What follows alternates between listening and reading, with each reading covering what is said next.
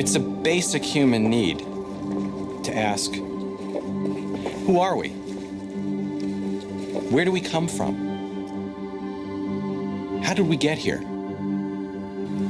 Why do we look the way we do?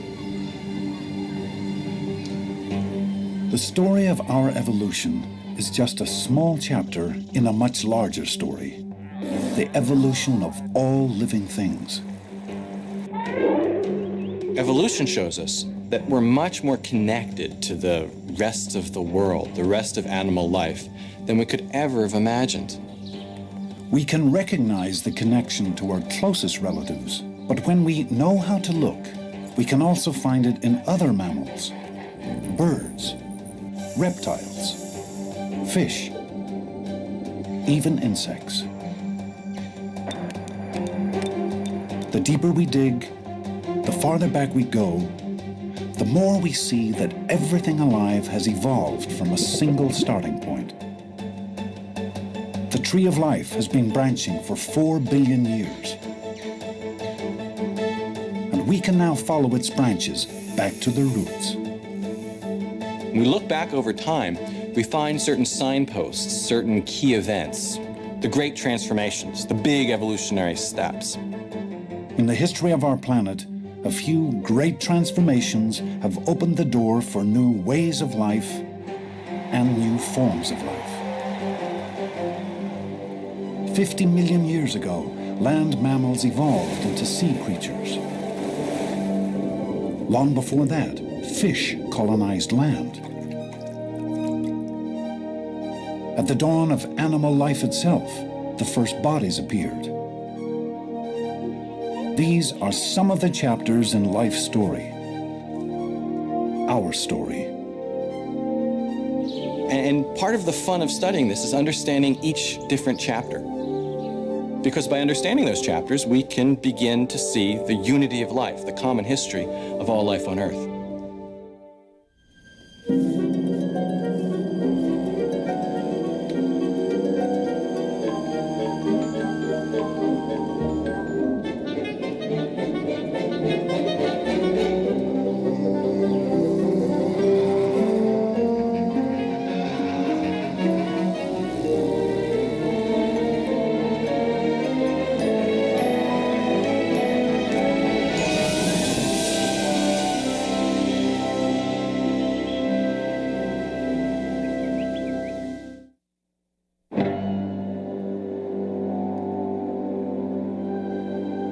Human civilization stretches back thousands of years. But compared to the age of the Earth, we humans have only just arrived. The Earth is really old. If you take the entire history of the Earth from 4.6 billion years ago to the present and sort of call that an hour, the first 50 minutes are largely spent in a world of microbes, single-celled organisms. Animal life appeared in the last 10 minutes of that hour. All of human history, our civilization, our evolution, happened in the last 100th of a second of that hour. We've come quite late to the party, but we've been shaped by the same forces that have helped shape all life on Earth. To understand how we fit in, we need to look back to long before our own origins, to see how other living things evolved. Whales are the largest living animals. Like us, whales and dolphins took on their present forms relatively recently. For a long time, the origin of these marine mammals was a scientific mystery. Whales are so different from every other kind of mammal that we can't easily relate them to anything else, and so they're off by themselves as a branch of mammal evolution. Mammals first appeared on Earth around 200 million years ago, on land. Mammals are warm-blooded. They give birth to living young, and they breathe air. These are all adaptations to living on land. Whales and dolphins are mammals too. They're mammals that live in the water.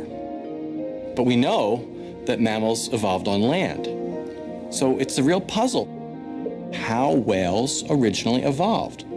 By understanding how that happens, we'll begin to understand how these big jumps, these big transformations happen generally. People are interested in whales, and I can understand. They're so beautiful. Their origin is such a mystery. Whales are one of the few groups of mammals that have really large, complicated brains like we do. And so in a sense, there are alter egos living in the sea while we live on land, dominating the sea while we dominate land. And I think for that reason, we're very interested in what goes on there, how they got there, as a reflection of our own history through geological time. When Phil Gingrich began his career 30 years ago, he knew nothing about whales, and that was just fine with him. He was drawn to geology mostly because he couldn't imagine a career spent behind a desk. I think I was interested in geology because it was a science outdoors. And in geology, I became interested in paleontology because it was about life and the history of life. Gingrich's early interest in primitive land mammals eventually took him to Pakistan. It was there that he made the kind of find most paleontologists only dream about. A fossil that would rewrite one of evolution's greatest stories. I found the back of a skull that I couldn't identify. It had a very good, well-preserved ear region, and that offered the clue to what it was. The shape was familiar, but in other ways it was like nothing Gingrich had ever seen. This is the original specimen. It's the one we found in about 1978. There are several things that strike you. One is it's very similar in size and shape to the back of a skull of a wolf. But there was something odd about this skull.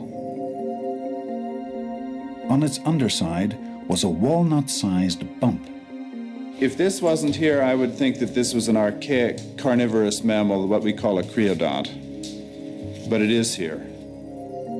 It was part of the animal's inner ear, and it had a distinctive shape. A shape found today in only one kind of animal: whales. What was the ear of a whale doing on the skull of an animal that resembled a wolf? Gingrich was intrigued, so he constructed a model of what the creature's full skull might have looked like. He wondered, was his find a crucial missing link? The first fossil evidence ever found for one of Darwin's most daring claims, that whales had evolved from land mammals. To know for sure, Gingrich would need to find more fossils. Ones that would show each stage of the whale transformation, what scientists call transitional forms. I want to line them all up. I want anyone to be able to see it and believe it because they've seen it. Gingrich tried to return to Pakistan to resume his search, but war had broken out and the borders were closed. Frustrated, Gingrich decided to look elsewhere. He had heard stories about whale skeleton sightings in a very unlikely place. So he decided to check it out for himself. The Sahara Desert is one of the driest places on Earth. But 40 million years ago, things here were quite different. This used to be the sea. Just think of this being the current Mediterranean coast of Egypt backed up about 40 million years, about 100 kilometers to the south of where it is today. Here, in what had once been the southern Mediterranean Sea, is a 100 square mile stretch of layered sandstone with a surprising name: Valley of the Whales. The name is well suited. Scattered everywhere across this arid landscape are what look like heaps of rose-colored stones. Here's a Basilosaurus. But they're not stones. You can see how big the vertebrae are. Here's a lumbar partly weathered away. They're whale skeletons, 40 million years old. There's another one back here coming out of the mushroom. There's one over here. And back over there's one. This whole place is full of whales. Why were there so many whales concentrated in this one spot?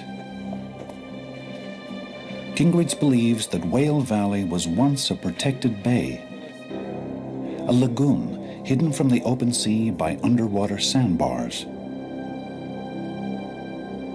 Perhaps the whales birthed their young here and came here to die.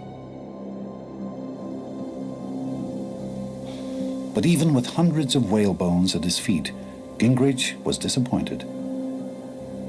Nearly all of the skeletons belong to a whale called Basilosaurus, a 40 million year old creature already known to science. Basilosaurus lived full time in the water. This is a Basilosaurus. I got all excited. If whales had evolved from land mammals, they had done so long before Basilosaurus. So Gingrich didn't think the bones would be of much interest. But he couldn't have been more wrong. After only a few days of digging, he made his second amazing find. It turned out that Basilosaurus had something modern whales have long since lost. For the first time, we've got whales that have legs. The bones were small but unmistakable.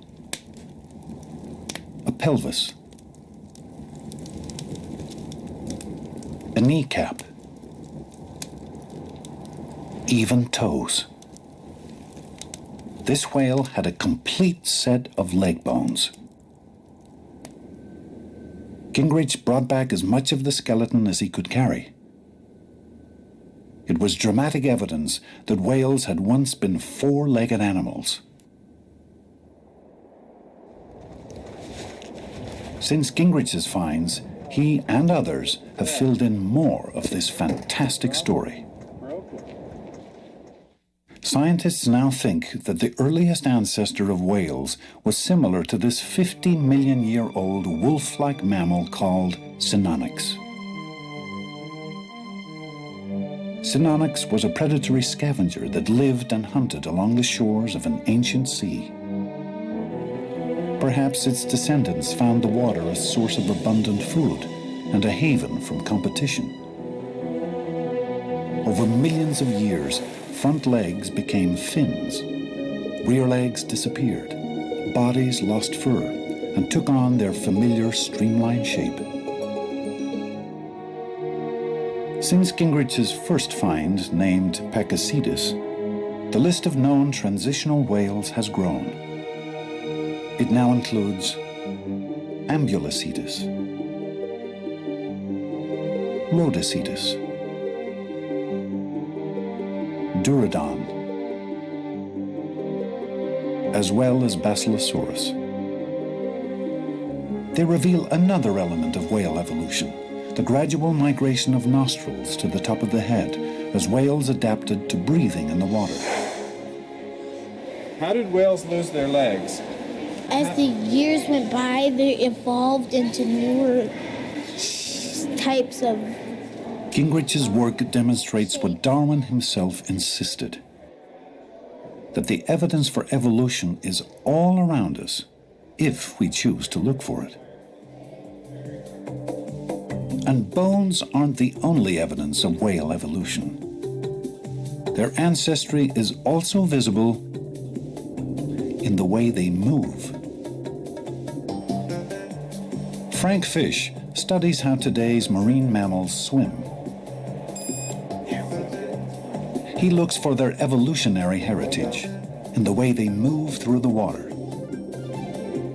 The big question is, how do you go from a terrestrial mammal that ran around on all four legs to something such as a dolphin, which now doesn't have any legs at all and is well adapted to swimming in the oceans? Even though whales look like fish, they don't swim like them. Fish swim by flexing their spines from side to side, like the shark. But mammals swim differently. This otter swims by undulating its spine up and down, in exactly the same way that whales do. And, as it turns out, in the same way that land mammals use their spines when running. Whales took with them into the water their ancestral way of moving, and we can still see it 50 million years later.